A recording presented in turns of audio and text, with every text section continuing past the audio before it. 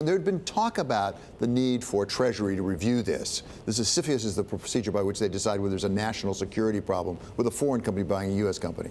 But now it turns out that actually it was Qualcomm that went and said, we volunteer, take a look at us. Sure, and there were multiple reports last week that CFIUS members were feeling like they should intervene ahead of Qualcomm's shareholder vote, and the concern was if they didn't, whether we might see copycats who would say, you know, maybe CFIUS would have a problem with the takeover of this company, but I'll just wage a proxy fight, get control of their board, and have, you know, effective control of the company without ever having to have a CFIUS review.